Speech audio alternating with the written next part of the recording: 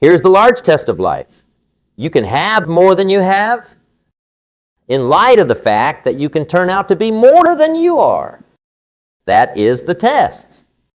What's more, obviously, the opposite side of the coin perishes. Unless you change how you are, you'll constantly have what you got.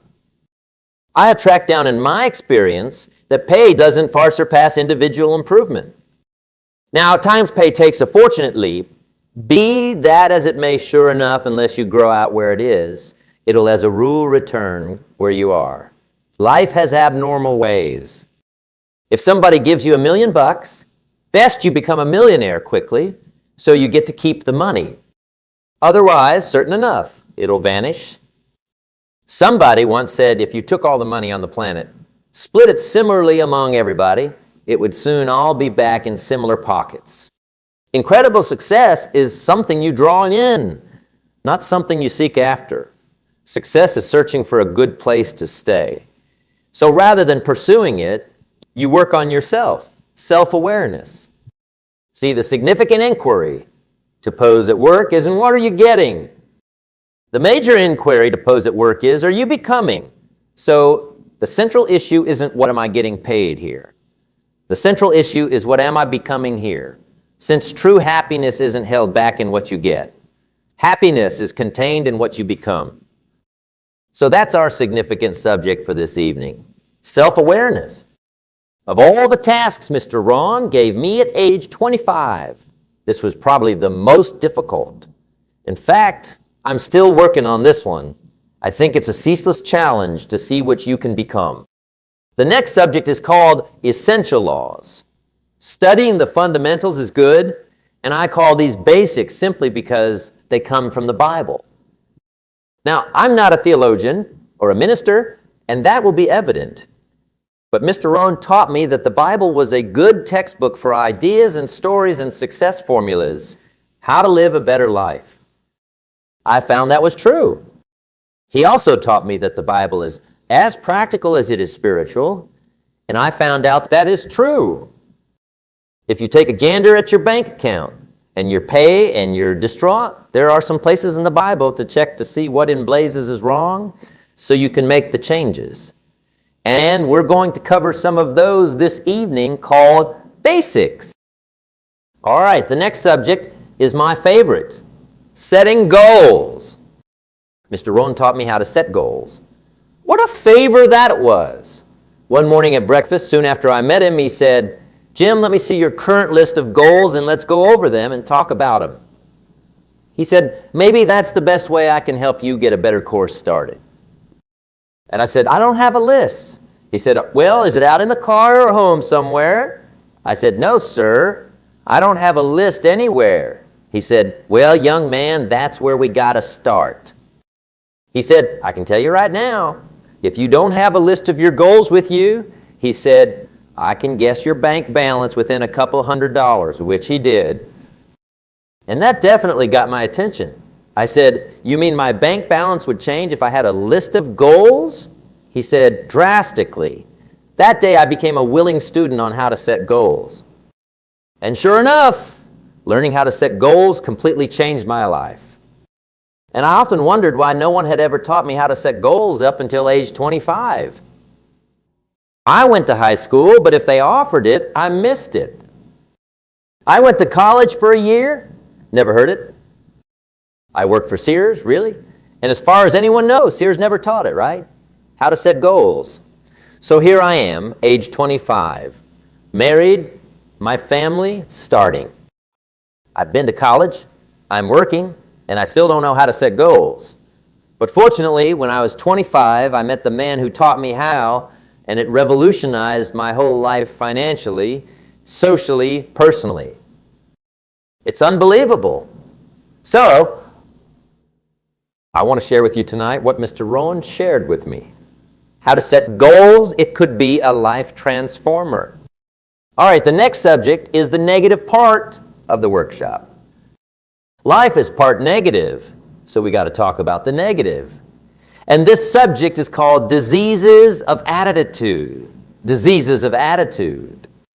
There's a lot of things that can wreck your chances to do well We live in a perhaps dangerous world, so you got to be not only wise, you got to be careful. Now, attitude diseases are just as bad as physical diseases, right? High blood pressure, heart trouble. I mean, a lot of things can ruin your chances to do well. So you got to be careful. And attitude diseases are deadly. I mean, they'll destroy all the good things you start. All right, so we'll go through those attitude diseases. How to identify them, what to look for, what they are, and the cure.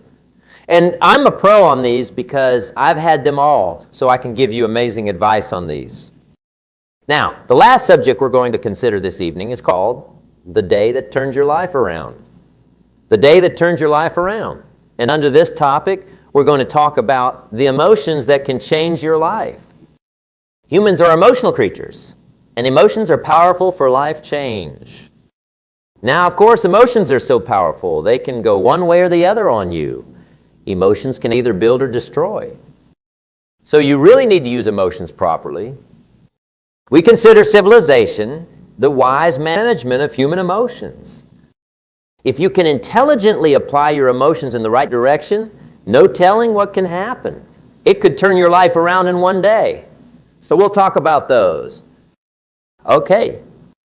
Well, that's a lot to cover in one night, but we'll keep at it here and see if we can't finish everything. I would like to have, write down the subject of the class. Each workshop should have a subject, I guess. We have one. It's on some of our literature if you happen to see it, but if you didn't, for your notes, here it is. The subject of the class goes like this. Major key to your better future is you. So that's the subject of our class this evening. The major key to your better future is you. And I would like to have you underline two words, just to give it some extra punch. Underline the word major and the word you, so that it reads, the major key to your better future is you. Now, my first thought is, move this to a card or something like that where you can put it up where you can see it every day. Ideally, put it up where you can see it at the beginning of every day, before you head out to gather the day. This is a good phrase, just to glance at, to keep in mind as you're putting the day together. It's called the silent sermon. If you'll just let this talk to you during the day, I found it to be immensely helpful. Major key, your better future is you. For a big portion of my life. Now, I didn't have this one quite figured out, among a lot of things I didn't have quite figured out. Many things used to puzzle me back in those early days. I used to wonder why two people could work for the same company. One make twice as much money. Now, see, that used to puzzle me. And maybe they were the same age, graduated from the same school, live in the same community, work for the same company with the same products and the same services. They have the same traffic, the same problems, and one makes $1,000 a month. The other one makes $2,000 a month. Now, was my puzzling questions. Why would this extensive list be the same and the money twice as much? I wondered, what's the difference between $1,000 a month and $2,000 a month? And I don't mean $1,000 a month, right? I can figure that out. But what makes the difference? Why would one person do twice as well, 3 times as well, talking financially now? I know there's more than one way to do well. I understand that. But in this little thin area called income, what's the difference? Well, back then, with my flawed thinking, I'm trying to reason it out. I thought, well, maybe time makes some of the difference, right? Certain people do better because they have more time. I used to say, Harold should be able to do well. He has a lot of time. Oh, if I had Harold's time, I could do well. Well, that's become stupid, right? Number one, you can't get someone else's time. A guy says to me one time, he says, if I had some extra time, I could make some extra money. I said, then forget it. There isn't any extra time. Hey, when 12 o'clock arrives at midnight, that about wraps it up, right? I mean, you can hang around the gongs there for a little more, but it's done. You say to the guy, what are you doing? He says, I'm looking for extra time. See, they'll come and take you away, right? There isn't any extra time. Now, if you can't get extra time, which you can't, What can you get more of that would make a difference in financial results? And here's the key word. Make it a part of your notes. We're going to consider it this evening. The word is value. And I have a little phrase for your knowers. A value makes the difference in results. Value makes the difference. You can't get extra time, but you can create more value. Now, here's the first lesson of economics everybody should learn. From the time they're old enough to understand what a dollar means, how to earn one, how to get one, how to keep one, how to deal with it. The first lesson of economics, we basically get paid for value. That is example one, carrying value to the marketplace. That is how you get paid. You don't get paid for the time. I know it takes time to bring value to the marketplace, but you get paid for the value, not the time. Now, since that is true, here's one of the key questions of the night. Is it possible to become twice as valuable at the marketplace and make twice as much money in the same time? Could you become 3 times as valuable and make 3 times as much money in the same time? Is that possible? The answer is yes, if. And it's always if, right? Life is called the big if. Harry Truman once said, life is iffy. How true. And here's the big gift we're going to consider this evening.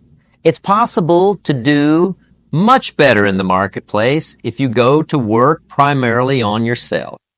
And that's the theme of our course this evening. Learning to work primarily on yourself. People have asked me for the last 24 years, how do you develop an above average income? And the answer is become an above average person. Develop an above average handshake. Some people want to be successful and they don't even work on their handshake, as simple as that is. Start there.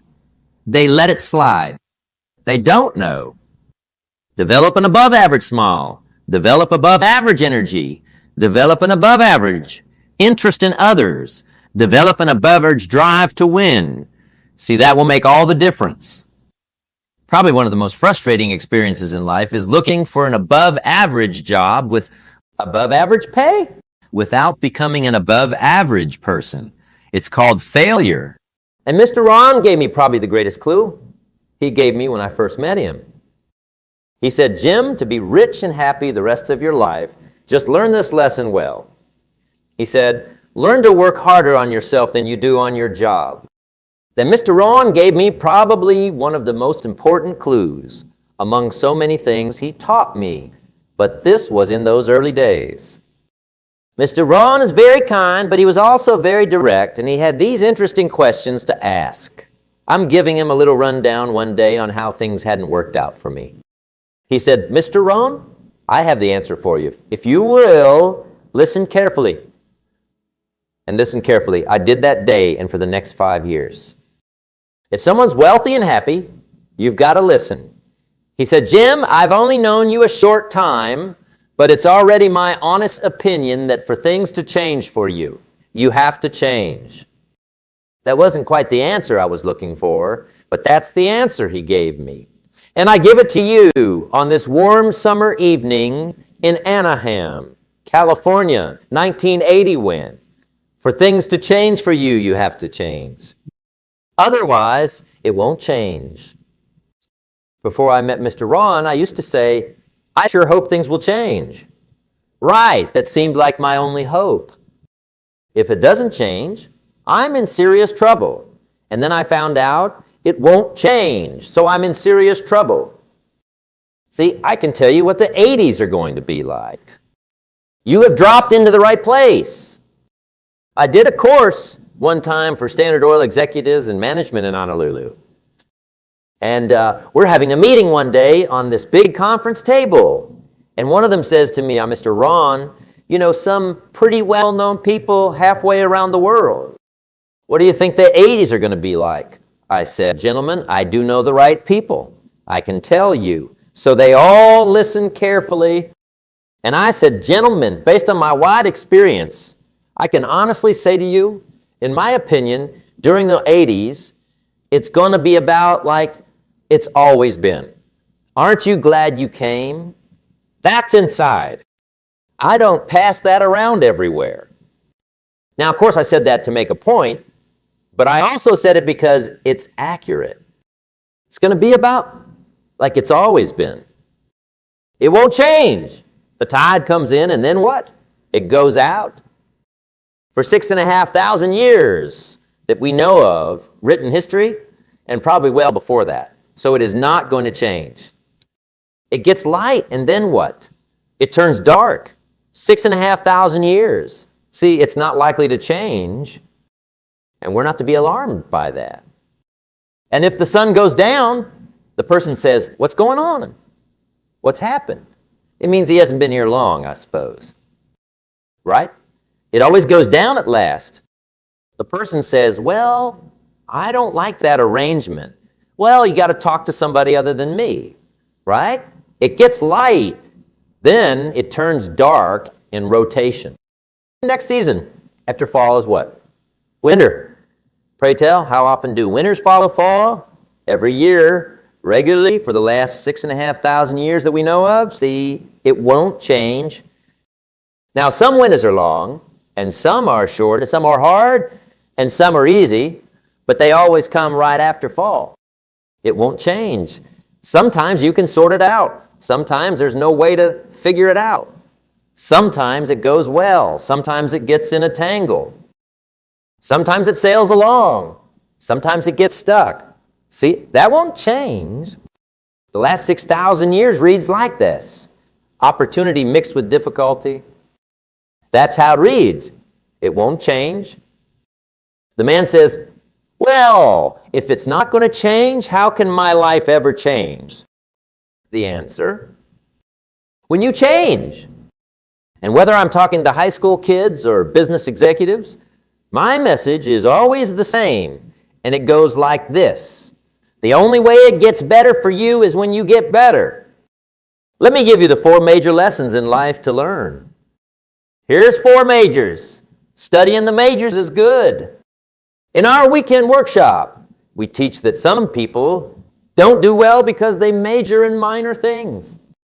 You got to be on the lookout at the end of every week, at the end of every month. You got to check to make sure you're not spending significant time on minor things. We go through that whole series, majors and minors. Now, let me give you 2 phrases before we get to the 4 majors. This will set it up, and you'll see where I'm going. 2 key phrases for your notes. Here's the first.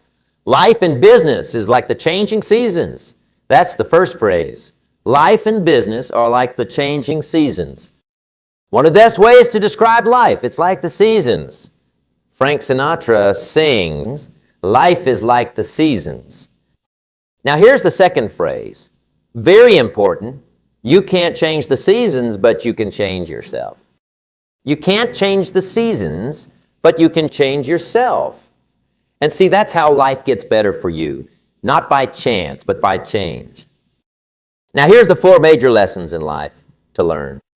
I have my first book finished, came out a couple of weeks ago. This is in it. The 4 major lessons in life to learn. Here they are. Number 1, learn to handle the winters. That's lesson 1. They come right after falls with regularity. Some are long, and some are short, and some are hard, and some are easy, but they keep coming. You must learn to handle the nights. They come right after days. You must learn to handle difficulty. It comes right after opportunity. You must learn to handle downturns. They always follow upturns. For the last 6,000 years, see, changing the sequence isn't going to happen. What you must learn is how to handle it.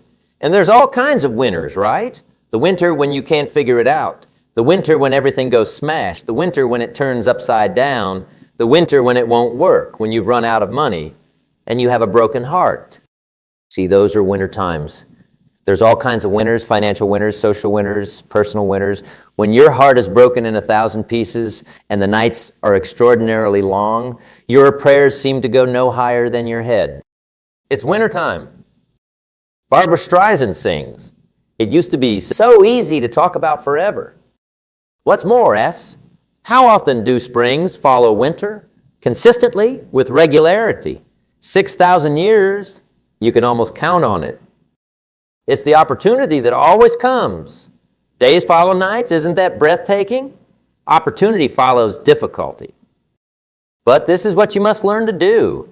Underline these two words in that key phrase. Take advantage. Underline those two. You must learn to take advantage of the spring. See, just because spring rolls around, there's no guarantee you will look good come fall. You have to do something with it. You have to get better at in fact, two things in life. Planting in the spring or begging in the fall, or else get someone to do it for you. See, those are about the only alternatives. Now, this is what else you must do. Take advantage of the springs quickly, because there are only a handful of springs given to each of us. They don't come forever. Life is fairly brief, so you got to read every book you can get your hands on about what to do with your springs while they're here, and take advantage. They soon run out. The Beatles wrote, "Life is so short." And for John Lennon, it was extra short. But life is brief. Elton John sings, "She lived like a candle in the wind." It's brief. So whatever you are going to do with your life, you got to get at it. Don't just let the springs pass. The third major lesson in life to learn: how to protect your crops during the summer. You got to take care of what you start. Sure enough, when you've planted your garden in the spring, the busy bugs and the noxious weeds are out to take it. And here's the next piece of truth: they will take it unless you prevent it. And that's the third major skill to learn. You must learn to prevent the intruder from taking all the good you start. It's one of the challenges. Here are two key phrases on number 3s. The first one: all good will be attacked. On this planet, maybe not the next one we get to, but on this one, all good will be attacked. Every garden will be invaded. Not to think so is naive. And here's the second phrase: all values must be protected. Political values, social values, community values, family values, marriage values, friendship values, business values. Every garden must be tended throughout the summer. Third major lesson. Now here's number 4. The fourth major lesson in life to learn. Learn to reap in the fall without complaint. Learn to reap come harvest time without complaint. Assume total responsibility for what happens to you. It's one of the highest forms of human maturity, accepting full responsibility. It's the day you know you've passed from childhood to adulthood, the day you accept full responsibility. And another note: learn to reap in the fall without apology. Without apology if you do well, and without complaint if you don't. That's maturity. I used to have that long list of reasons why I was not doing well, to explain. You got to explain, right? Otherwise, you'll look bad. I used to have this funny list called reasons for not looking good, all together. I used to blame the government. I mean, you can believe that or not. It was at the top of my list. I had a lecture, blame the government. That was on the list. I used to blame taxes. Look what you got left after they take everything, and they expect you to do well. That was on my list too. Prices, that one's easy, right? You walk into the store with $20, come out with just a little half bag. So I had that on my list. I used to blame the weather, the traffic, my car, the manufacturers. I used to blame the company policy. I used to blame the training program. I blamed my negative relatives. They were always putting me down. I blamed my cynical neighbors. They're just selfish, looking out for themselves, won't lend you money. They were on my list. I used to blame the economy, the community. That's a pretty good list for not doing well, isn't it? I thought it was good. I'll never forget one day, Mr. Rohn. Very kind, but he was also very blunt. And this was no exception, and I'm glad he was blunt. There's a lot of things I'd have missed if he wasn't blunt. One day, with a kind of a curious look on his face, he said, "Jim, just out of curiosity, tell me why you haven't done well up to now." Wow, what a question. I thought, well, so I won't look too bad. I'll go through my list. And this list I just gave you, I put that on him. And he was very patient. He let me go through the whole thing.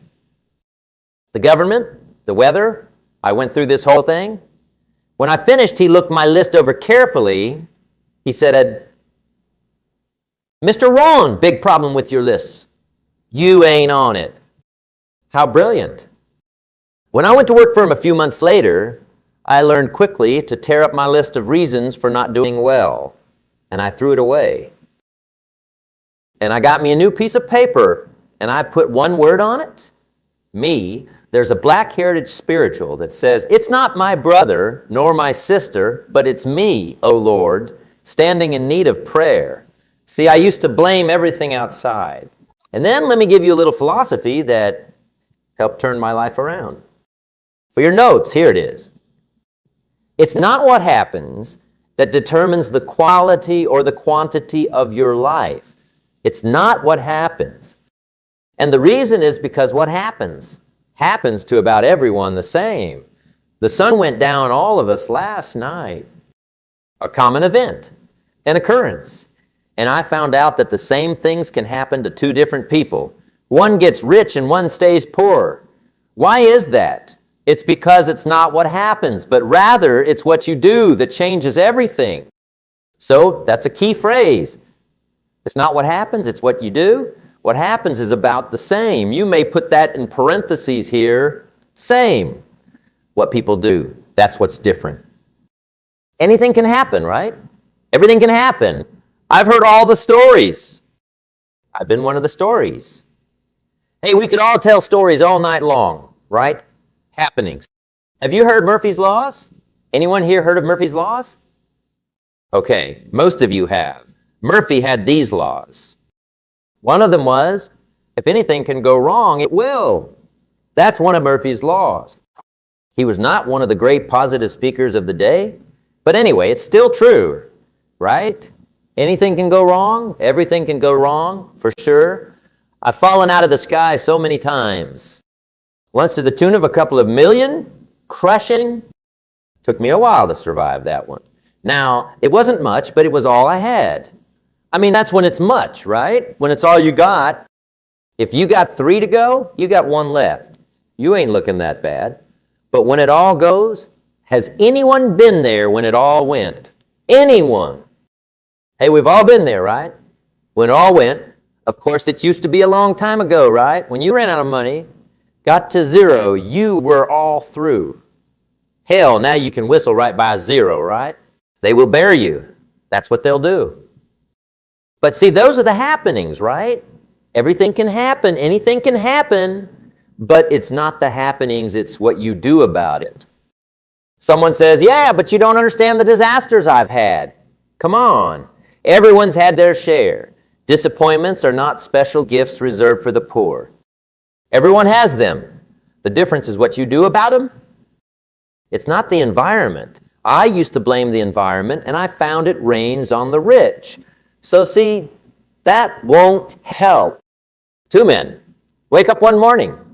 There's a rainstorm. One of them looks out his window, sees the rainstorm, and he says, "Wow, what a storm. With weather like this, they can't expect you to go out and make sales." He stays home. Same morning, the other guy looks out his window, sees the same storm, says, "Wow, what a storm." But he says, "You know what? With weather like this, what a great day to go out and make sales. Most everybody will probably be home, especially the salesman." See, that is the distinction in how your life sorts out. It's not what works out. It's what you do. As such, here's one of the key inquiries of the night. Starting tomorrow, what are you going to do that will roll out an improvement in your life's bearing? Great inquiry. What are you going to do? Beginning tomorrow, that will make a distinction. Presently, check whether you don't follow through with something beginning tomorrow. It'll make a distinction. Think about what? It will be something similar. Also, see, that way you can think about what the following 5 years will be like. Check the last 5 out, since the following 5 will resemble the last 5, except a few significant key. Tomorrow, transform everything. Or then again, change a bit, or change something, or don't transform. It's choice time. You can do anything you desire. Yet it's great to know any day you wish you can change for what seems like forever. What might you at any point do beginning tomorrow? The organic products? Great inquiry. How might you at any point manage financial disarray? Enormous dissatisfaction. What can really be done with a messed up heart? What can really be done and it won't work? Great inquiry. So, assuming I had a word with you this evening, one-on-one, just you and me, I figure my own recommendation to you would be, this year, 1981, arrive at down within you and concoct some greater amount of those wonderful human gifts. They're there, ready to be used. And afterward, transform anything for you need to change. Also, I challenge you to do that on the grounds that you can change. In the event that you could do without the way things are for you, transform it. Assuming it sometimes falls short for you, change it. Assuming it doesn't satisfy you, transform it. On the off chance that it isn't sufficient, change it. Furthermore, I challenge you to do that since you can change. See, you absolutely never must be the same again after this evening, simply by a decision. In the event that you could do without your current location, transform it. You're not a tree. Presently, let me give you 3 moves towards self-improvement. We should get down to the quick and dirty. What does it take to truly be improvements beginning tomorrow? It takes more than philosophical declaration. I know that. It additionally takes more than energy. I realize we're hearing a ton about energy nowadays. However, see, that just won't finish the work. We're still here on the old adages of the 30s, right? To be energetic, you should act excited. Yet see, that won't help. After you have jumped about, there are a few things you must do, or it isn't going to change. So, you can become amped up for lifting 200 pounds until you get to the rec center. And afterward, you want another fervor, and the new fervor is called discipline. Significant stage to human advancements. Discipline. On the off chance that there's one thing to get invigorated over, that is all there is to it. Get invigorated over your capacity to cause yourself to do the vital. What might you at some point cause yourself to do beginning tomorrow? That would change it all? No. Tell it. Presently, see, that is invigorating. On some random day, you can greatly adjust the course of your life. The fact that anyone makes murder a reasonable model. An individual on some random day can for all time modify the direction of their life. It just is a negative demonstration. In any case, similarly, as certain as you can commit a negative demonstration, you can likewise commit a positive demonstration and always adjust your life at whatever point you wish. All things considered, that is invigorating. Also, anything act could be that which completely changes you. The person at long last takes a shotgun to his vehicle and extinguishes each window, annihilates each tire, places 100 rounds in this ratty old thing, and he says, I have driven this humiliating thing for the last time. Furthermore, not exclusively will I never drive it from now on. No other individual will at any point drive it in the future. And he lets that shivering thing stand there for some time as a landmark to the day he said, today my life alters course. Presently, who can do that? Anyone. When might you do it? Any day you pick. Presently, here's the way to teach. Begin with the little trains. Get invigorated over the little disciplines and get right on those, since those will prompt the enormous ones. You can't handle the large difficulties in life except if you take on the little ones. Make a rundown of the multitude of things you can do. Get right on those.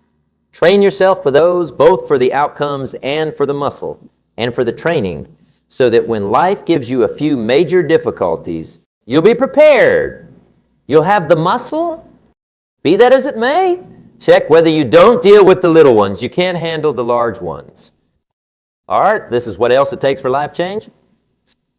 Self-inspiration. Key expression. Self-inspiration. I don't have any idea why we call it self-inspiration. It's actually the main kind there is. You must inspire yourself. Since I sorted out, you can't change individuals. They can change themselves, however, you can't transform them. Master knows, I've attempted. However, see, it won't work. Individuals need to change themselves. I took in a portion of those illustrations early. I constructed a little deals association way back in those early days. I'm 25. Furthermore, I had a few decent individuals. I said, I will make these individuals fruitful, assuming it kills me. I nearly passed on. I mean, you can't do that. See, I've found this. Great individuals are not prepared. They're found. You find great individuals. You don't make them great. You find them great. Preparing truly is with the end goal of finding great individuals. You don't require a lot of guidance for a decent individual, be that as it may. A lot of preparing likely means you got some unacceptable individual. So, you need to track down the ideal individuals. That is the way to finding a decent line of work done. One of the significant things we learn in the board example. Don't send your ducks to hawk school. Laughter, since it won't help. I mean, I'm telling you, it won't help regardless of how great your school is. And the little falcon identification and little bird of prey cap, I'm telling you, it won't help. It won't help. You can determine if your school's finished any grade, right? Is the point at which it's over, right? The duck goes for his most memorable hare and makes him a companion. You say, no, no. So it takes self-inspiration to truly modify your life. What's more, you would rather not give self-inspiration away to another person and make it another person persuading you. The person says, I'd assuming somebody recently come by and turned me on. Imagine a scenario where they don't appear. All right, so you must have a better arrangement for your life. Are presently on the off chance that you're energized and you're prepared to change. Let me give you 3 moves toward begin life change. That can change your life, your personality, your way of life. Everything can change. Here's the means. Number 1, figure out how things work. The primary key to improving is find out to change your life. Truly, you want thoughts. There isn't anything an idea can't change. Furthermore, Rack showed me the serious issue is absence of a thought, not an issue. At first, I had no cash. I said to Mr. Rack, I have no cash. He said, that is not an issue. Presently, see, up to that point, I generally thought it was, correct? I was befuddled. He said, no, the issue is absence of a thought on the best way to make cash and riches. It isn't absence of cash. It's absence of thoughts. So assuming you get the thoughts, you can transform anything. Presently, to get thoughts, you want a steady investigation of finding out. Presently, Rack likewise said, when you find something that works, put the data in your diary. Try not to think carefully for a file organizer. Put it in your journal so you can do the following best thing. Redundancy, redundancy. Go over it, and assuming you rehash it, go over it, sure enough, sometime, some weird day, the thought takes root, begins to develop, and appears in your ledger and in your dress and your personality and your way of life. Yet catch the thoughts in your diary, figure out how things work. Rack gave me this word for my life to transform, he said. Study. Incredible word. Assuming that you wish to find success, study achievement. Assuming that you wish to be cheerful, study satisfaction. Assuming you wish to be well off, study riches. Try not to take a risk with it. Make it a review. Certain individuals simply go during that time with their fingers crossed. See, that will not do it. You must concentrate on the things that can change your financial, social, profound, individual life. Presently, here's a passing expression, and we'll have a few of these throughout the workshop. Here's the first. You may not be capable to do all you find out.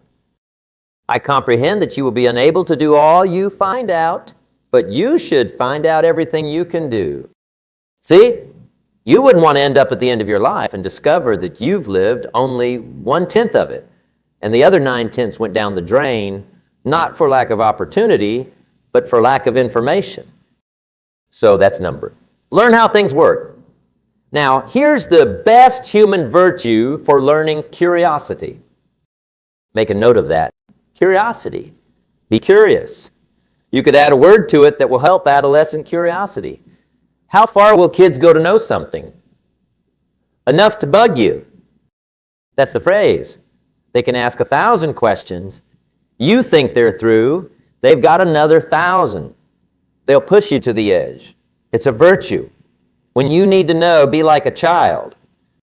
Jesus, the master teacher, said, in fact, unless you can become like little children, you might as well forget it. You don't have a chance. Extraordinary advice. You have to become like children in 4 ways, in my opinion. To be like a child. Number 1 is curiosity. Number 2 is excitement. Get excited like a child over your ability to make yourself do something for a change. 3rd is faith. Have faith like a child. Adults are too skeptical. And 4th is trust. Trust is a childlike virtue, but the rewards are incredible. So, be like a child. Now, if you're curious, let me give you 3 ways to learn how to change anything. Any life direction, any aspect. Here are 3 ways to learn how to change anything. Number 1 is to read. Become a good reader. All the successful people I know and work with worldwide are good readers. Curiosity drives them to read. They want to know. They just read. Read. Become a good reader. Well, that's my opinion. Listen to the other speakers and me and make up your own mind. Don't be a follower. Be a student. Okay, I say for life change, you have to read. One way to learn is from your own experiences, but another way to learn is from other people's experiences. See, one book could save you 5 years if you read it. Did you know there are books on how to be stronger, more decisive, be a speaker, be a leader, have a better impact on other people, develop your character? Did you know there are books on that and people don't read them? How can you explain that? And they can read. Did you know that many successful people have written their stories in books and they recorded how they did it and people don't read it? How can you explain that? The person's busy, I guess. You know, you get caught up. The person says, well, yeah, you work where I work. By the time you fight home, it's late. You've got to have dinner, watch a little TV, get to bed. You can't stay up half the night reading. And the guy's behind on his car payment. Well, good worker, hard worker, sincere. But you have to be better than sincere, and you have to work hard. Otherwise, at the end of your life, you'll end up cold, stony broke. You have to be better than a good worker.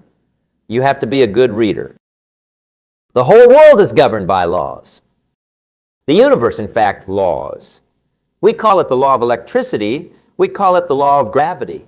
There are mathematical laws, physical laws, speed and velocity laws, agricultural laws.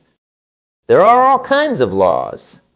Now that we find ourselves on this spinning planet, you just have to learn what I call the setup. Learn the setup of life. Now, we didn't set it up, but we're here, so you've got to learn it. And we should learn the setup for 2 main reasons. Number 1, to keep from getting hurt. It's one of the major reasons for learning. So you won't get hurt financially, socially, physically. You can get hurt just not knowing. Ignorance is not bliss. Ignorance is poverty. Ignorance is tragedy. Ignorance is loss. You have to know, or you're going to get hurt. It's good to know not to step off the 10-story window. That's great information. Now, what if a guy didn't know and he steps off? Now, he's dead at the bottom. Somebody says, well, the poor guy didn't know. You have to know, or you will get hurt. Now, here's a parenthesis. You don't have to like the setup. I don't ask you to like how things are. That's not what's important. But it is important to learn how things are. Okay, so you don't have to like it, but you should learn it. That's what I say to the kids. Make sure you get the information. What you think about it, that's up to you. What you're going to do with it, that will soon be up to you. but make sure you get it. See, there's nothing worse than being stupid. Nothing. I mean, being broke is bad, but being stupid is awful. And what's really bad is being broke and stupid. Right? That's about the end of the world. I mean, there isn't much worse than that unless you're sick, broke, and stupid. I mean, that's it, right? There's nowhere else to go, so make sure you get the information. It's important. You don't have to like it, but learn it. If this big monster thing lifts up in the sky, hangs there for a while, then releases, comes crashing down, boom, shakes the ground for 5 miles. And then this big monster thing lifts back up into the sky, hangs there for a while, releases again, comes crashing down, boom, shakes the ground for 5 miles. It just keeps doing that. This big, huge thing lifting up and then crashing down, boom. Now, you might come along one day and say, that's got to be a stupid design, which is okay. You're entitled to your opinion, but the first thing you should learn to do is get out of its way, right? That's number one. You might have a great moral argument. You might want to shake your finger at it, but do it from a distance, right? So you don't get crushed. It's called your basic intelligence.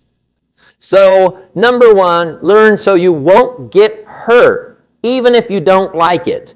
Learn. Now, here's the second reason for learning the setup. To benefit? It's called the plus of life. And that's what life is, right? Both minus and plus. The minus is loss, sorrow, misery, failure, depression. But life is also happiness, prosperity, good feelings. So here's the key. Learn to get on the good side of the way things work. Now, here are two of the basic laws, and we'll take our break. Ron taught me these. They come from the Bible. Now, again, I'm a novice, okay? When it comes to the Bible, I'm not an expert. So you'll sort of have to take my way of putting it, but here they are. The first one is the law of use. The law of use, and it goes like this. Whatever you don't use, you lose. Lack of use causes loss. On this planet, maybe not the next one, but on this one, if you tie your arm to your body, leave it there long enough, you'll never use it again. It's done for the arm.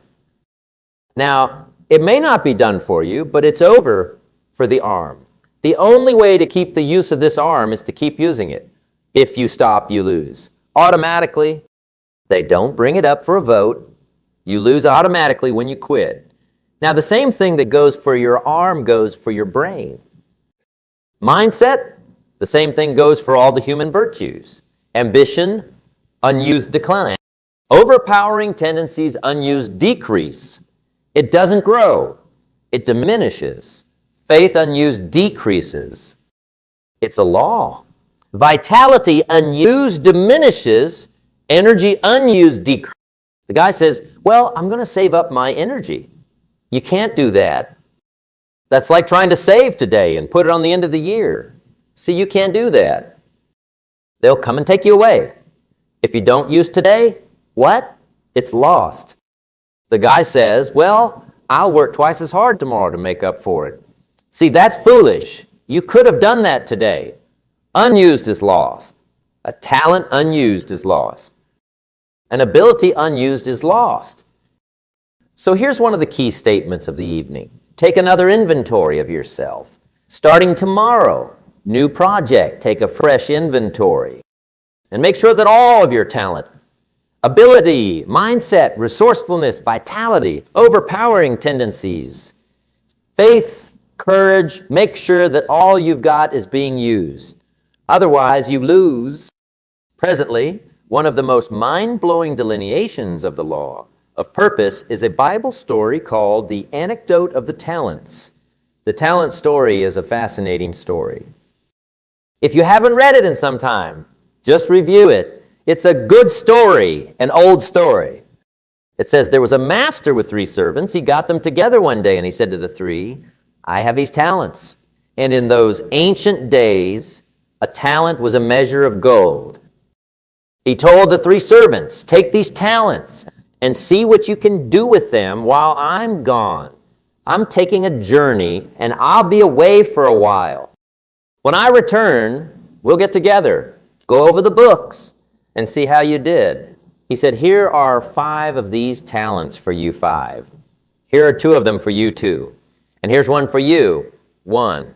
The master said, take those talents and see what you can do with them. When I come back, we'll get together and we'll go over it all. The servant said, okay, master, and he takes off. According to the old story, the master returns from his trip. When he gets back, he gets the 3 servants together, and as he said he would, he asks, how did it go with those talents? The one who received 5 said, well, I took the 5 talents you gave me and I put them to work. It was a bit shaky at first, but things eventually got going and I poured it on. My talents grew to 7, 8, 9, 10. I doubled my talents from 5 to 10. Books will show, the master said, one amazing job or something to that effect. He then asked the one who received 2 talents what happened. That servant said, about the same thing happened to me. I put those 2 talents to work, poured it on, and they grew to 3 and then to 4. I doubled my talents from 2 to 4. Books will show, the master said, well done. He then turned to the one who received 1 talent and asked, what happened? That servant said, well, I took the talent you gave me and I carefully wrapped it up. I dug a hole and buried it and camouflaged it, I guess, so no one would take it. Luckily, no one got it. I knew you were going to be here today, so I dug it up. Here it is, safely wrapped. I didn't lose it while you were gone. According to the old story, the master said, take that talent from him and give it to the man who has 10. Now, you might say, well, I don't like that arrangement. The poor guy's only got 1 talent. He's already got 10. It should be more even. Remember, I didn't ask you to like it, but this one I would ask you to learn because it basically means whatever you don't use, you lose. It's a law. So learn well the law of use. Now here's the second one, and we're going to take our break. The second law from the Bible is called the law of sowing and reaping. We've probably heard it so often, we could quote it. It says, whatever you sow, that you will reap. It's pretty blunt, hopefully clear. Here is my first thought on the law of sowing and reaping. Don't try to beat it. It's like trying to sit on the sun in the morning, keeping it from coming up. You'll have better luck. Whatever you sow, you reap. Now, for a good part of my life, I was a bit mixed up on how this applies. I knew I wasn't reaping too well, that I recognized. My problem was I was confused about what was causing it. Remember me with the funny list? I thought those were the reasons why it wasn't going so well. Then Mr. Shoemaker gave me the clue that helped me figure it out. He said, Mr. Owen, I have another way for you to quote this law that will show you where the problem is so you can go to work on it right away. All you need to know is where the problem is. Then you can go to work on it. So he quoted the law another way, and I figured out what my problem was. Here's how you quote the law. Whatever you reap, you have sown.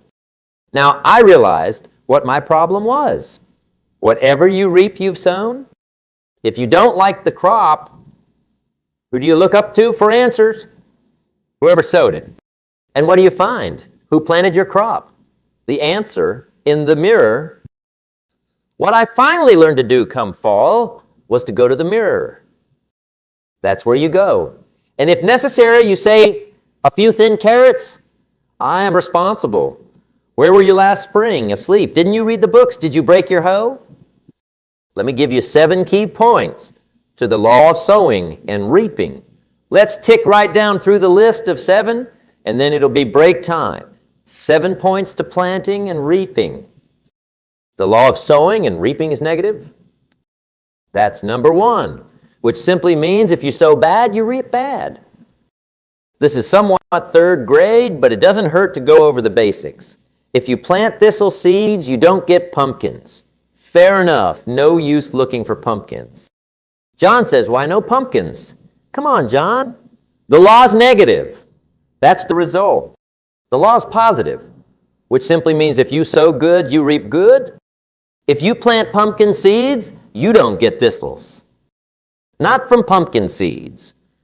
Mother Nature won't play tricks on you or laugh in the corner and push thistles up from planting pumpkin seeds.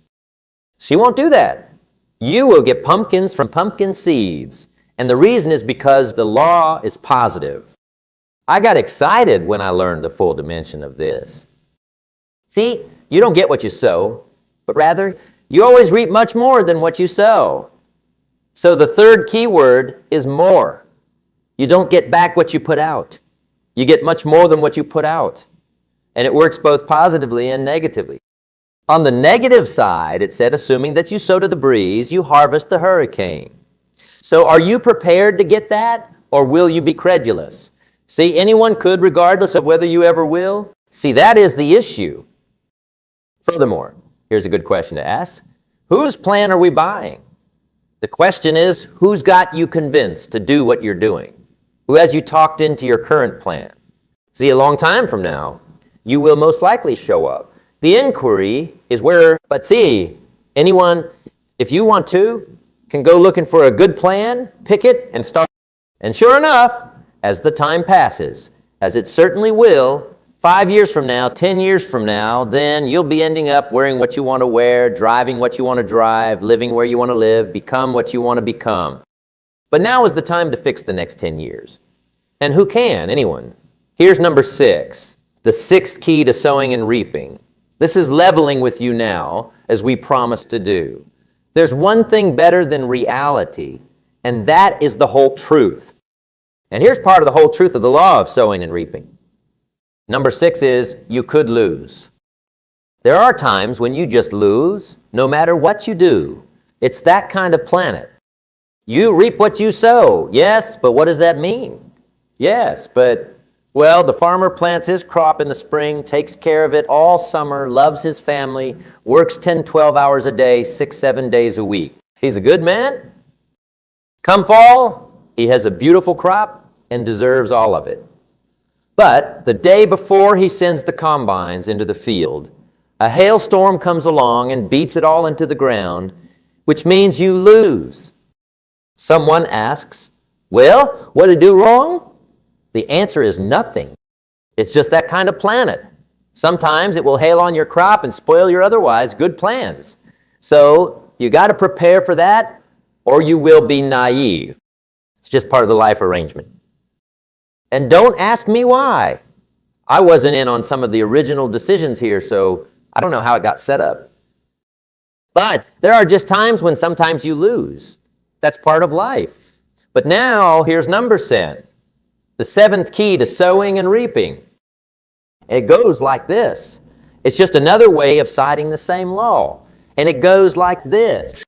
If you don't sow, that's just another way of citing the law. If you don't sow, what? You don't reap. You don't have a chance. So if you look at your plan tomorrow, you might come to the deep end. I got to get something going. How true? Get you some sowing and going. And remember, you have plenty of time. You have all the time there is. Some people spend enough TV time to make a fortune. The latest article on TV watching in this country, according to the latest article, the average TV is on in this country, in each family, 7 hours a day, called the Big 7. I asked a guy one time, what does TV cost? He said, about $450. I said, you forgot to look at the price tag? He said, what do you mean? I know I'm a TV watcher. I said, that TV costs you, in my opinion, at least $12,000 a year to watch it. Not to own it. Owning it's cheap. Watching it is what's expensive. And I said, hey, $12,000 a year is a lot to pay to watch TV. That's a lot to pay a little, but not $12,000. And he's the guy that said, I hope pay TV never comes. All right, we're trying to cover a bit much tonight. I realize that. But my time schedule is such that we just have to kind of give it all to you and let you figure the rest out. I wish we had plenty of time for questions and answers and that whole thing, but our time is just limited. However, we are trying to go through an awful lot. I realize that. But looks like everyone's getting it. It's about the note-taking. This group I've seen in quite a while. Fantastic. Does anyone have 5 pages yet? Anyone? Oh, great. Incredible. All right. Maybe you heard the story about the preacher down in Texas, the southern part of the country. He was a preacher back in the horse and boogie days, and he was very good being a preacher, and a lot of people used to come and hear him preach. And one day, he set up his tent in one of these Texas towns and expected a big crowd as usual to come here and preach. And he got there, first evening of the tent revival, walked in 7:30, time to start. And to his amazement, the tent was empty. He thought, well, something must be wrong. So he waited till 7:45. No one showed up. 8 o'clock, zip. One solitary cowboy wandered up on his horse, cleans his horse up outside, came in, sat down on the front seat, right waiting for something to happen.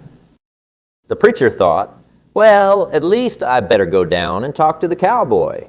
So he walks down, talks to the cowboy, and he says, Cowboy, I'm the preacher. And he said, I don't know what to tell you. Something's gone wrong. He said, this tent should be full of people. He said, I'm embarrassed. He said, you're the only one that showed up. And he said, I really don't know what to do. And the cowboy said, well, I'm not a preacher, so I really can't tell you what to do. You know, I said, I'm just a cowboy. But, he said, I know this. If I went out to feed my cows and only one showed up, I'd at least feed it. The preacher thought, hey, the cowboy is right. If you have a good idea to share, you should share it whether there's 1 or 1,000. So he got kind of inspired by this conversation, and he jumped up on the stage, started to preach as if the tent was full of people, just exploded. And he went for an hour and 15 minutes, just kept rolling. Finally, and when he finished, he came down off the stage, talked to the cowboy again, says, well, cowboy, what did you think of my message? And the cowboy said, well, I'm not a preacher, so I really can't tell you, you know. He said, I'm just a cowboy. But, he said, I know this. If I went out to feed my cows and only one showed up, I'd feed it, but I wouldn't dump the whole load on it.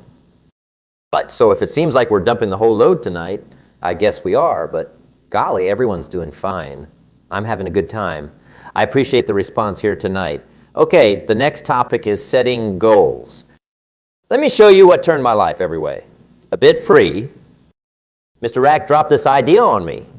Changed me completely. Setting goals. This can easily happen if you don't set goals, letting life easily decay into making a living rather than planning a life. And we all have a choice. Make a living or plan a life. It's easy to get trapped by financial necessity and settle for existence rather than substance. That's easy.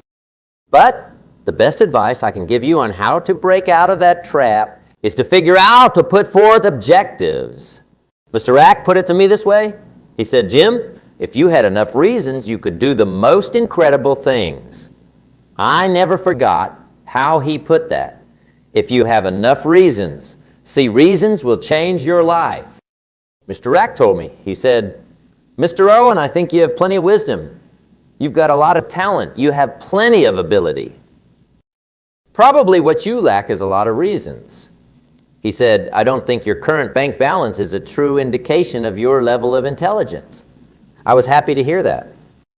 He said, I think you're much smarter than your current bank balance indicates. And that turned out to be true. I was much smarter. Of course, my first question was, well, why isn't it bigger? And he said, you lack enough reasons. You have enough intelligence, but not enough reasons. So see, reasons can completely change your life. Well, this is what else I learned. Reasons come first. Answers come second. You don't get the answers to do well until you get the reasons. Life has a strange way of holding on to all the answers and only surrenders them to people that are inspired by reasons. So reasons make the difference in how your life works out. Now, what are some of the reasons for doing well? Let's go through a quick list called Reasons for Doing Well. First is personal reasons. Some people do well for recognition. Some people do well for respect. Some people do well for the way it makes them feel. They love the feeling of being a winner. Those are good reasons. I have a few mogul companions that continue to work 10, 12 hours daily, making more millions. Also, it's not on the grounds that they need the cash. This is on the grounds that they need the delight and the fulfillment and the joy that comes from being a steady victor. Furthermore, see, it's not only the cash at any rate, it's the excursion, not the cash. Every so often, somebody tells me, boy, in the event that I had $1 million, I'd never work one more day in my life. That is most likely why the great master sees to it that they don't get their million right. They'd stop. They'd stop.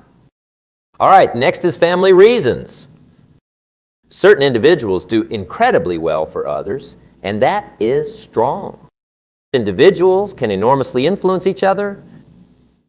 Now and again, we will get things done for somebody else we won't accomplish for ourselves. We're made like... I met a man one time who said, Mr. Owen, to do everything I like to do with my family all over the planet, I got to have basically $250,000 a year. I thought, unimaginable. Might a person's family at any point influence him that much? And the response is, obviously, how lucky are individuals that find themselves significantly impacted by somebody for individual accomplishment. Also, we are impacted. The essayist of A New Melody said, if not for you, the colder time of year would hold no spring, couldn't hear a robin sing, I just wouldn't understand without yourself. So we can be impacted. That may be one of the most invigorating motivations to do well, finding somebody. At the point when Andrew Carnegie kicked the bucket, the small little Scotsman that fabricated a major steel industry, when he passed on, they opened up his work area. Also, in one of the work area drawers, they tracked down a sheet of paper. On that piece of paper, Mr. Carnegie had composed his objective for his life, and he composed it when he was in his 20s. On that piece of paper, it said, I will spend the principal half of my life collecting cash. I will spend the last 50 of my life nurturing it all away. What an objective! He got so enlivened by that objective that the first 50 of his life, he amassed $450 million.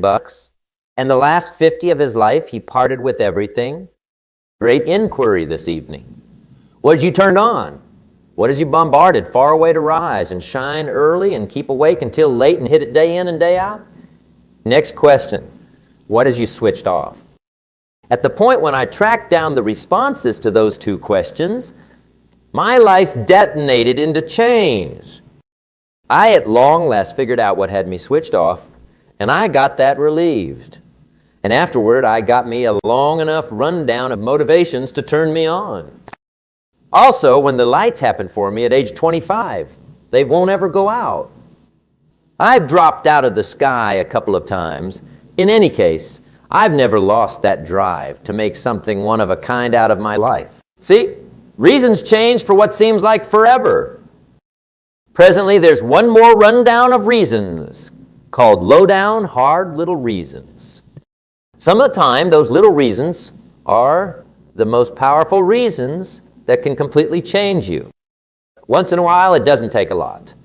I presently convey a few $100 in my cash cut. It's a couple $100, yet it was one of those reasons that turned my life around. Not long before I met Mr. Show, I heard a thump at the entryway. I go to the entryway, and there's a young lady remaining there, about this tall, selling girl. Also, she gave me quite possibly of the best deal introductions I've heard. Exceptional bargain, a few flavors, this entire bundle of stuff, $2. Also, with a major grin, she cordially requested that I purchase, and I needed to. Huge issue. I'm destitute. I don't have $2. Also, right up till now, I can recall the aggravation and the shame. I'm a dad, I'm a spouse, I've been to school, I'm working, I'm 25. I don't have $2. Also, I would have rather not told her that for some explanation. So I did my thought process was next best. I deceived it. I said, hey, look, I proactively purchased parts of Girl Scout treats. I've actually got bounty stacked in the house. which was false. In any case, it appeared to get me free for the occasion. She said, well, golly, that is awesome. Thank you kindly. Also, she disappeared. At the point when she left, I shut the entryway, and that was the day I shared with myself. I would rather not live like this any longer. I've had it with lying, and I've had it with being poor. I'm never going to let this happen to me at any point down the road. I guaranteed that day I would fill in as hard as conceivable and would continuously convey bounty. It took me a short time. In any case, presently I do. It was one of those reasons. Furthermore, I surmise I convey a lot for two reasons. One is the manner in which it causes me to feel, yet additionally, on the off chance that I catch another Girl Scout selling treats, right? I'm prepared. I left the Bank of America one time up in Saratoga, California, where I used to live. Two young ladies selling treats right outside the bank. Great spot. A few young ladies association they're working for, right? I come leaving the bank. This first young lady approaches me. She said, mister, might you want to get some candy? I said, I most likely would. What kind is it? She said, it's almond rocco. I said, my golly, that is my number one. She said, great. I said, how much is it? She said, it's simply $2. I thought, staggering. I said, the number of boxes of that sweets have you got? She said, 5. Furthermore, her little companion was remaining there. She was selling candy too. I said, how many boxes have you got? She said, I've got 4. I said, that is 9. I'll take them all. They said, truly? I said, no doubt, it's my number one. I have a few companions. I'll pass them around. They got so energized, put this sweets together. I rest in my pocket. Gave them $18. When I have the sweets and they have the cash, that first little young lady looked into gazes toward me. She says, mister, you are truly something. Could that might you at any point envision? Burning through $18 and have somebody address you directly and say, you are truly something. Presently, you know why I convey weighty. Right?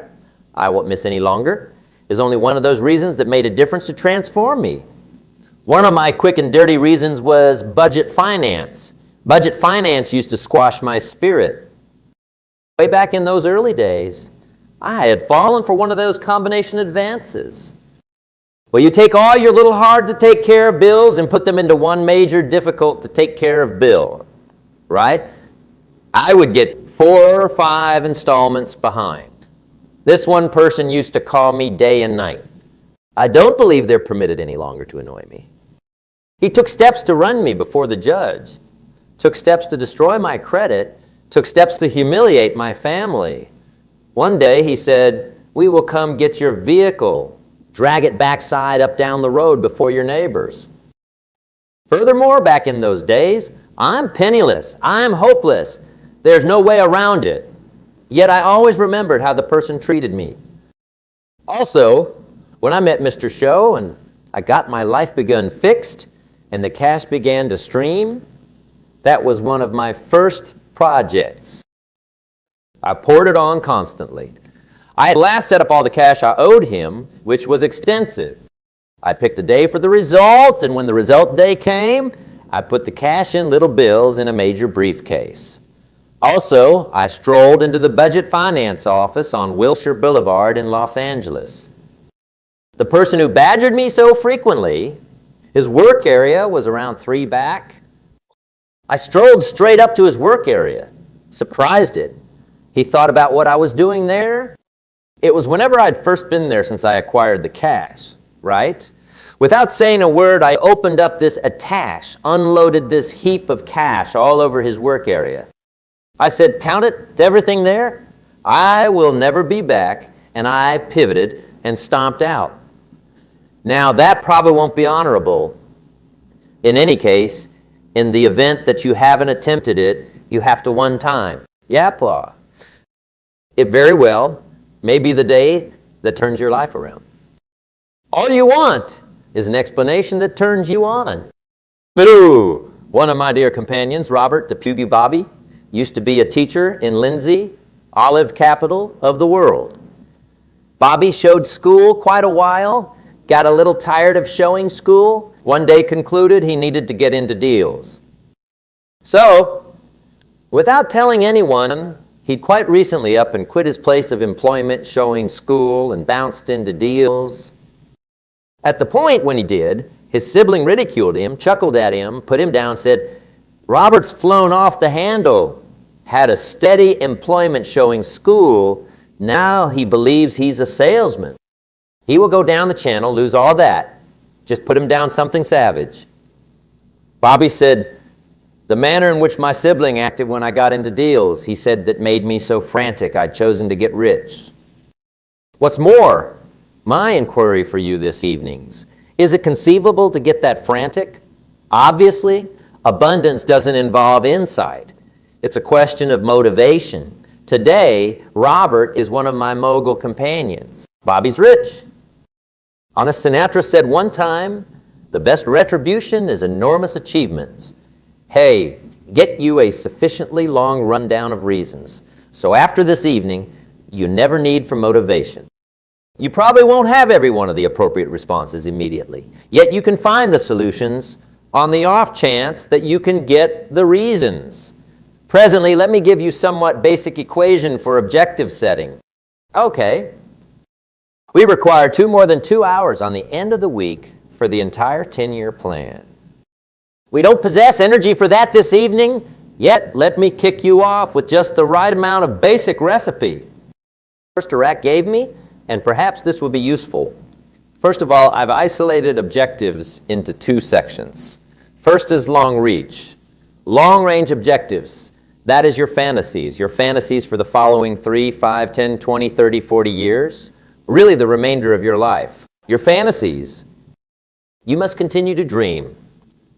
Ronald Reagan, president, said to the joint meeting of Congress half a month back, "The republic is a fantasy, and on the off chance that we don't continue to dream, we will lose the republic."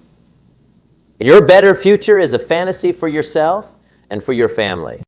Where do you need to go? What is it that you believe should do? What is it that you need to be? What is it that you need to see? You have the fantasies, dreams. There's a book of scriptures expressed that says, without dreams and dreams, individuals die. You've got to have something to go for that motivates the heart and the spirit. Dreams, from the offspring of Sanchez, it says, take the pieces from starving warriors, they won't pass on. Take the bread from hungry kids, they won't cry. Be that as it may, without dreams, we as a whole will pass on. You must dream. Try not to lose your fantasies. For yourself, for your future, for your family, the fantasies of affection and experience and travel and doing things, becoming something novel on your excursion here. Try not to lose your fantasies. Do some dreaming. That is long-range objectives. You must have those, so that is number 1. Here's the second piece of objectives. Short reach, short-range objectives. That is your objectives for tomorrow.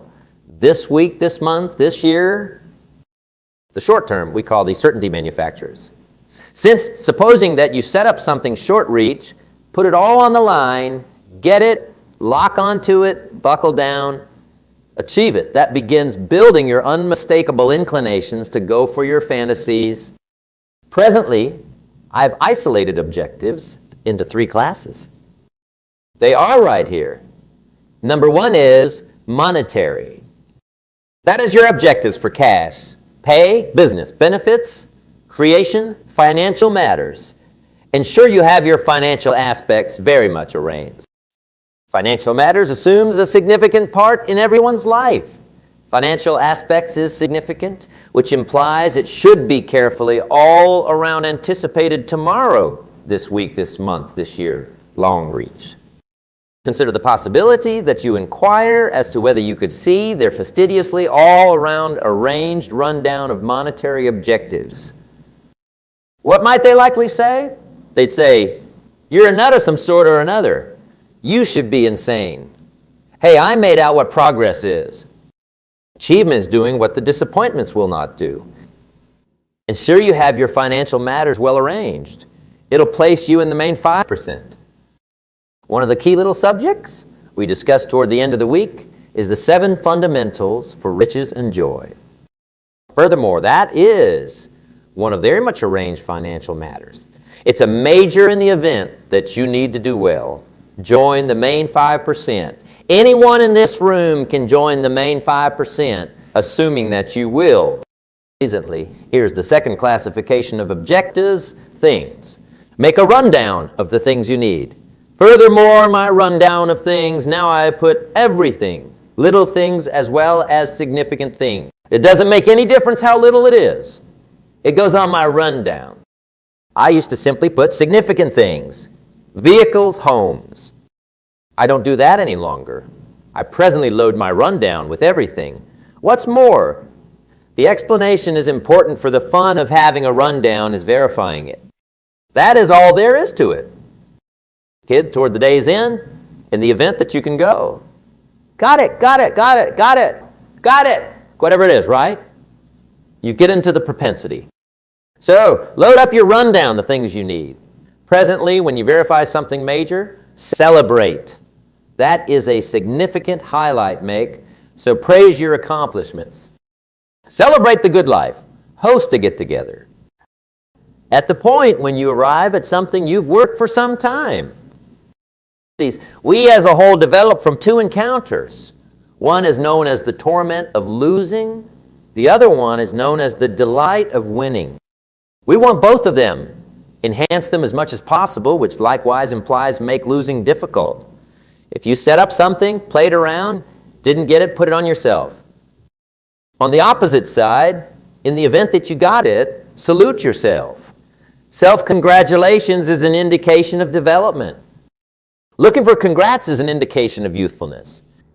However, hello, winning and losing. See, that is what everything revolves around.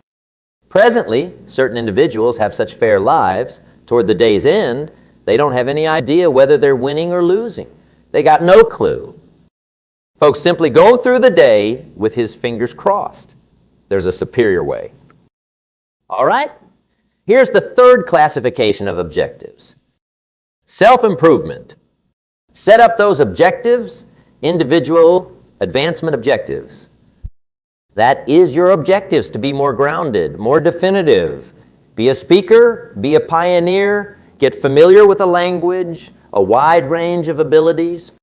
Okay.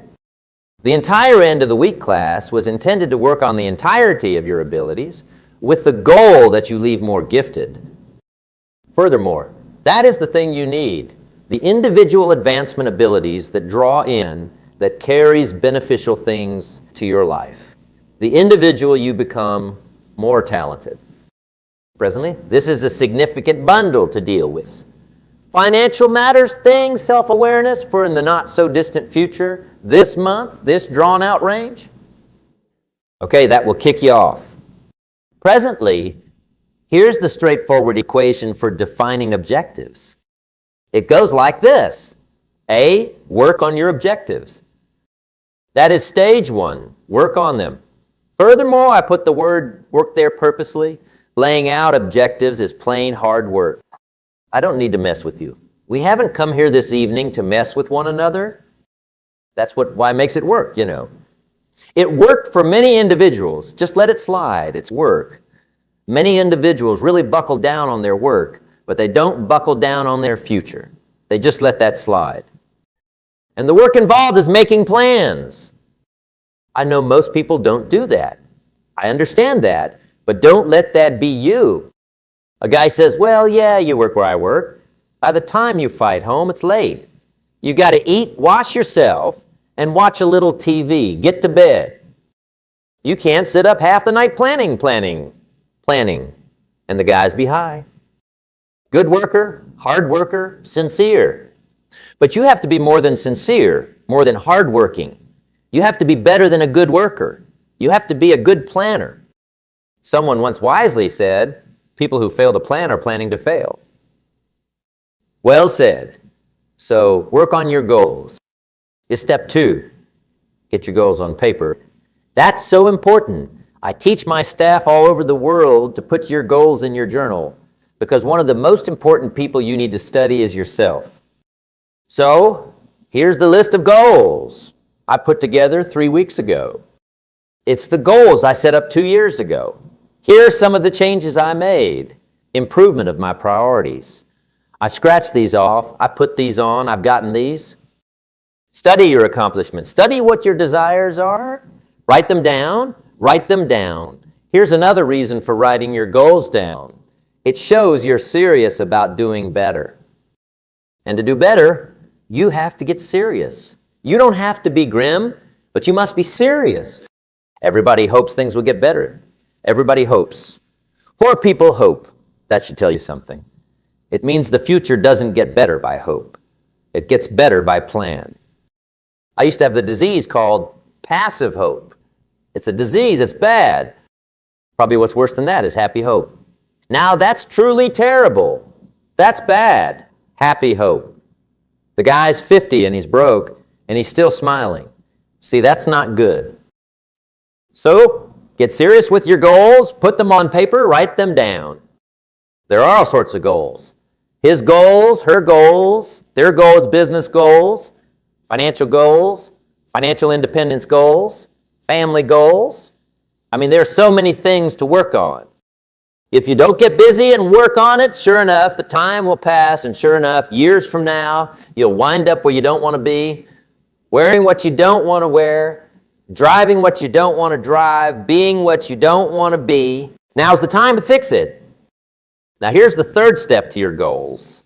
Check the size of your goals and the types of goals. How big they are affects you. And here's one of the important phrases of the night. Your goals are affecting you, whatever they are. Your goals affect your handshake, your attitude, your goals affect the way you walk, the way you talk, the way you dress. All day, we're being influenced by our goals. Now, some people have goals, but they have such petty goals. The effect is bad. I asked a guy one time, what are your goals for this month? The guy said, look, if I could just scrape up enough money to pay these horrible bills, that was his goal. I'm not saying it isn't a goal, it's a goal, but it's such a crummy goal. The effect is bad. You don't leap up on Monday morning and say, oh boy, another chance to go out and scrape up the money to pay my horrible bills. So you don't do that. Generally you say, oh, not another Monday. And some people have so given up on life, they have joined the Thank God It's Friday Club. How sad. Surely those are the same people when life is over for them will say, thank God it's over. Let me give you a Bible philosophy that shows how to get anything you want. That's the title of the next series in no ties. How to get anything you want from the Bible. Now again, I'm an amateur when it comes to the Bible. I'm not a scholar, but this I can quote, and I think that will be sufficient. How to get anything you want. Here's what it says if you're ready. It says, that's it. End of notes. Ask. If there's one art in life to learn incredibly well, that's got to be one of them. The art of asking. What does ask mean? Ask means, what do you want? And the formula is staggering. It says ask, and what? A guy should investigate that. He says, yeah, but you work where I work. By the time you fight home, it's late. You got to gulp down a bite. Watch a little TV. Get to bed. You can't sit up half of the night asking. And the guys, BC, you have to be better than a good worker. You have to be a good asker. Now, let me give you 3 key points on asking and getting. This can change it all. Number 1, asking is the beginning of receiving.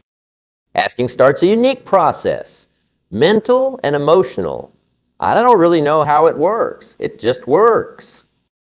It's like pressing a button, and this machinery starts to work. I don't know how, it just works. There are a lot of things you don't need to know how, just work them. Some people are always studying the roots. Others are picking the fruit. I mean, it depends on what end of it you want to get in on.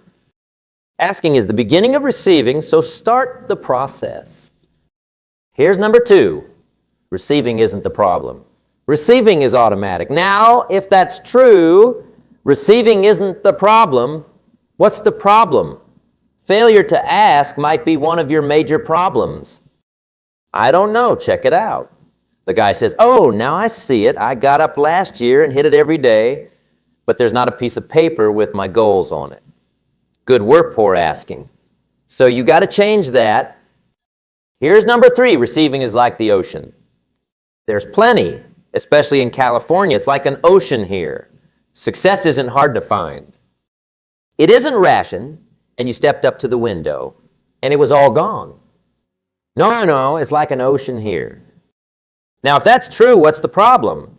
Well, some people go to the ocean with a teaspoon. Have you got the picture? See, what you want to do, considering the size of the ocean, is exchange your teaspoon for at least a bucket. And you'll be more effective down at the ocean. Kids won't laugh at you, right? All right, now there are 2 ways to ask, and we'll wrap up goal setting. 2 ways. Here's number 1. Ask with intelligence. It didn't say ask keenly, but I'm sure it meant that. Don't murmur. You get nothing by murmuring. Be clear, be specific. Intelligent asking means how wide, how high, how soon. When, what size, what color, how much. Define what you want and describe what you want. In the weekend course, we teach goals become like a magnet. They pull you in that direction, and the better you describe them, the more they pull. So ask intelligently. Here's number 2. Ask with faith. That's the childish part of the equation.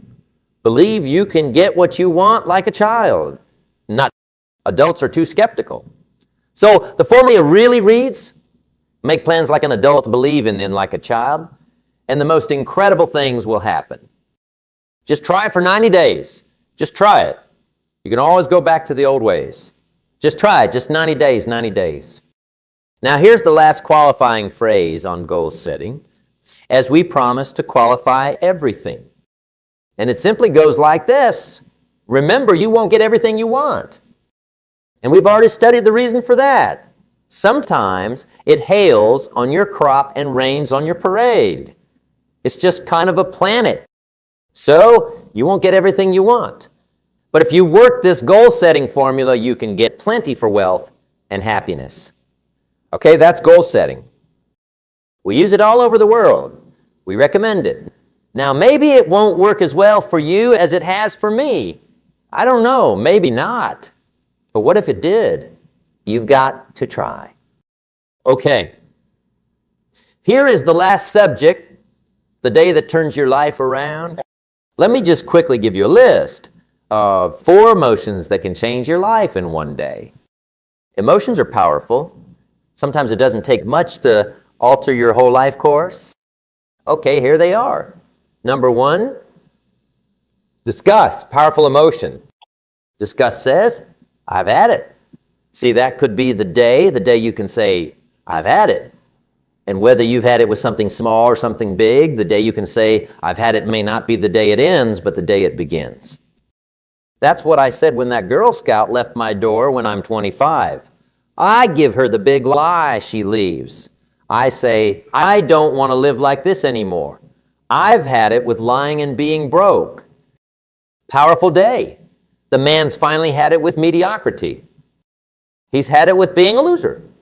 He's finally had it with those terrible sick feelings inside, knowing his wife is at the grocery store, seeing 2 cans of beans, one marked 37 cents, one marked 39 cents, and the guy sick inside knows his wife will buy the 37-cent can, and she doesn't like the brand. You know why she will buy the 37-cent can? To save 2 cents? The guy, sick inside, finally says, I've had it. Be on my knees in the dust. We're not living to look for pennies like this anymore. Could be the day that turns your life around, the day you can say, I've had it. He walks into his closet and tears everything in it to pieces and says, I've worn this embarrassing stuff for the last time. And not only will I never wear it again, no one else will ever wear it again. Make an act that says, I've had it. Power. Here's the next one. Decision is powerful. What ties in knots in the pit of your stomach, right? Waking up in the middle of the night in a cold sweat trying to decide? We sometimes call it inner civil war. Well, what will I do? Well, for success, you must decide.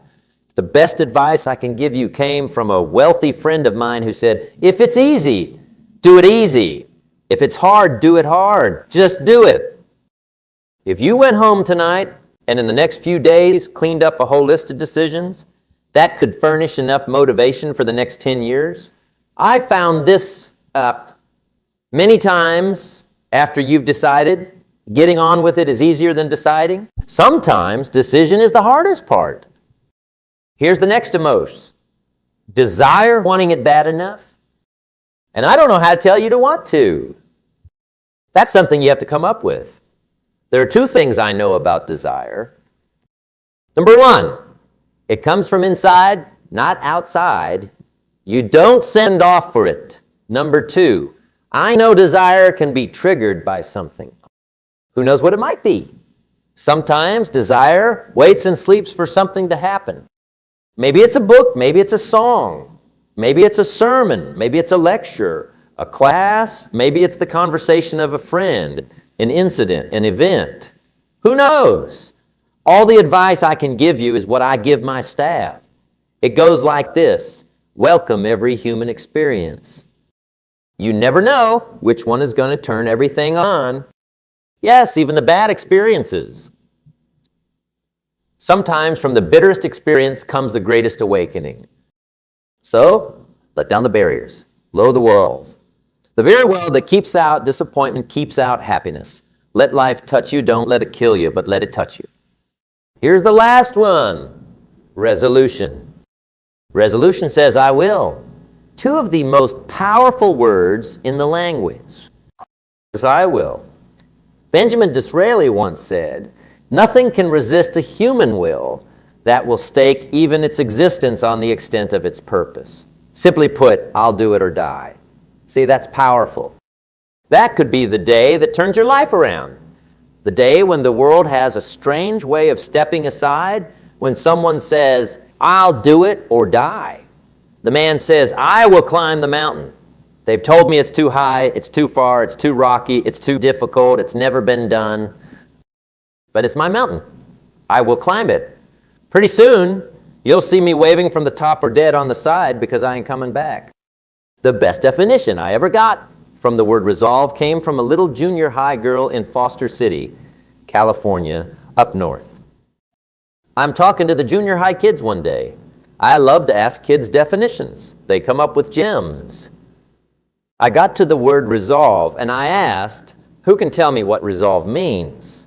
And I got some hands and they were all pretty good, but the last one was the best. A girl about 3 rows back held up her hand. She said, I'm Mr. Rowan. Mr. Owen, I think I know what resolve means. I said, dear, what do you think it means? She said, I think it means promising yourself you will never give up. I said, that's it. Webster, stand aside. That's the definition. Promise yourself you will never give up. I asked the kids, how long should a baby try to learn to walk? How long? How long would you give your average baby before you shut him off? How long? See, any mother in the world would say, you're crazy. My baby is going to keep on until it learns to walk. What a magic formula. Now let me show you what sets off all emotions into action that brings results are the name of the game. Here it is, action. Finally, you must do something with how you feel.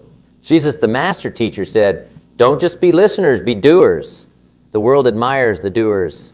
Whatever it takes to get you to work harder, read more, set your goals, and go for it. Here's the next mental virus. Overcaution. Some people never will have much. They're too cautious. Now, you can also be too reckless, but you can also be too cautious. This is called the timid approach. What's more, my weariness was consistently the gamble. It used to make me absolutely crazy. I used to express out loud, what if this happens? It's known as the language of the poor. What if this happens? And what if that were to happen? check the fix I'd be in. I'd better not try. No, thank you. I could always psych myself out. Then let me tell you what changed my whole life when I finally discovered it's all risky. The moment you were born, it got risky. If you think trying is risky, wait till they give you the bill for not trying. If you think investing is risky, wait till you get the tab for not investing. See, it's all risky. Getting married is risky. Having children is risky. Going into business is risky. Investing your money is risky. It's all risky. I'll tell you how risky life is. You're not going to get out alive. That's risky. The British chap says, well, if that's the case, we might as well give it a go, right? Give it a go. Someone says, yeah, but I'm looking for safety and security. Fine, then huddle in a... We'll cover you with a sheet, bring you 3 meals a day, and we'll protect you, feed you, look after you, care for you. We won't let anything happen to you, and you'll probably live to be 100.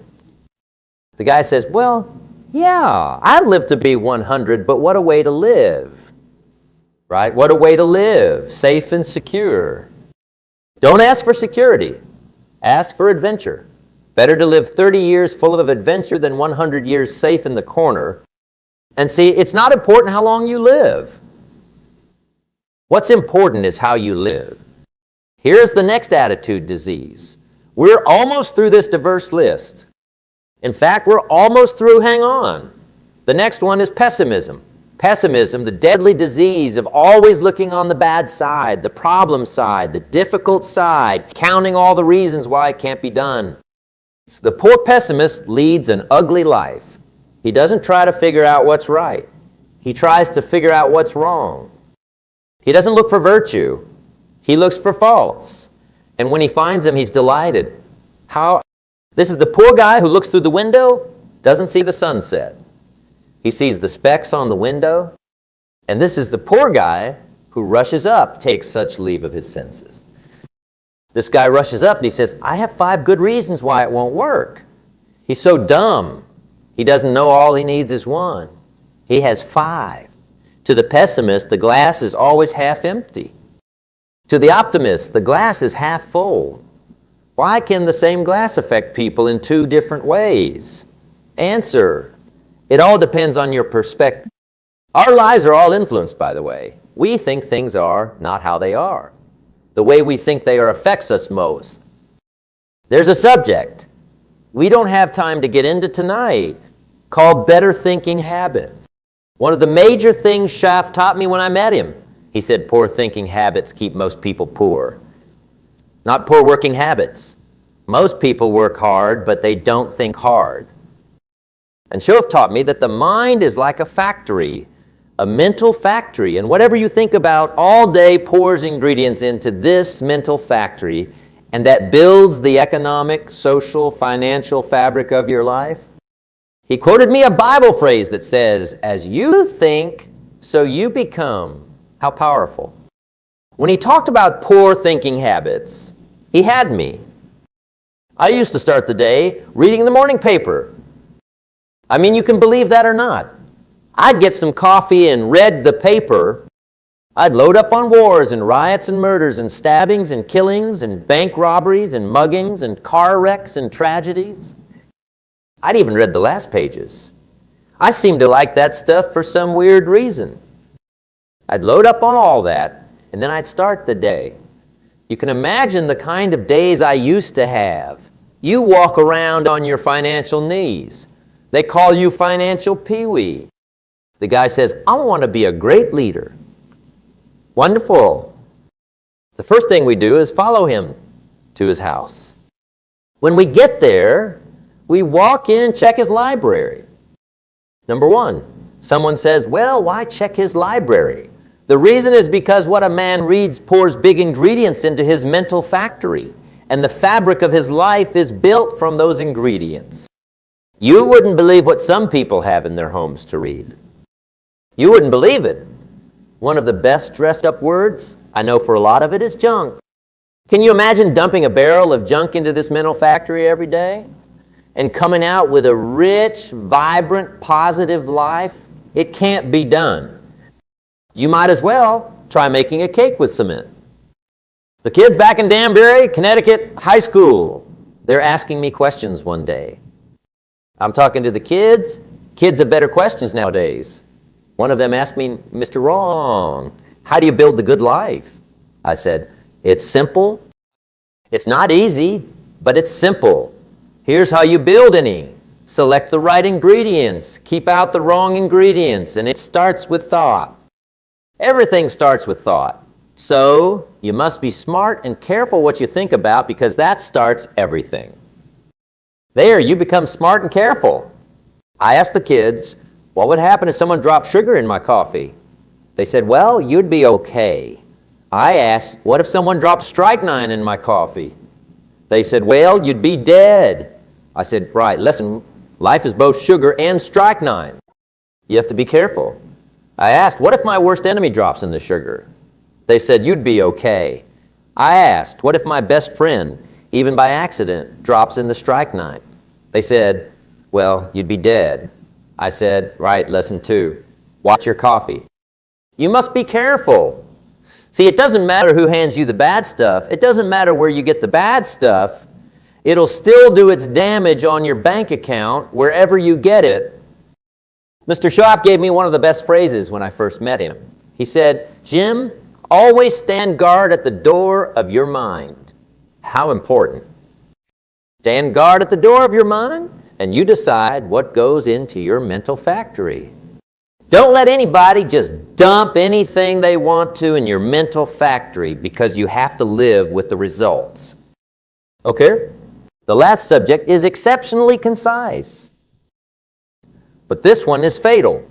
Engage in this one, indulge in it even slightly, and you might as well forget the future, because it will forget you. Complaining, crying, whining, grumbling, a Bible word called murmuring. See, that will wreck your future. Spend 5 minutes complaining, and you have wasted 5. And you might have begun what's called the financial disease of the bone. Probably they will soon drag you away into a financial desert, and they'll let you choke on the dust of your own regret. I hope I said that well so you won't forget. It's a deadly disease. If you don't think it's that bad, ask the children of Israel of biblical fame. Typical of their story just happened to get in the book. The story says the children of Israel were slaves. God performed a series of stunning miracles and got them out. And now they're heading for the promised land. Remember the story? Heading for the promised land? The tragedy of the story. They never got there. Reasonless. From day one, they started to complain. They fussed about the water. They grumbled about the weather. They whined and complained about the food. They fussed about the leadership. They whined and cried because it was too far. Too cold, too hot, too difficult, too miserable. I mean, they maximized whine and weep for years. Finally, God said, I've had it. Trip canceled or something like that. The story says they died in the desert, never got to the promised land, which I think means 2 things. Indulge in it long enough, and you get your future canceled. And I guess it also means even God himself can only take so much. Just be on the watch for the things that can destroy. All the good you start, the war is on. And tonight, tomorrow, mentally, physically, socially, economically, you've got to make sure you're winning the war. And this is part of it.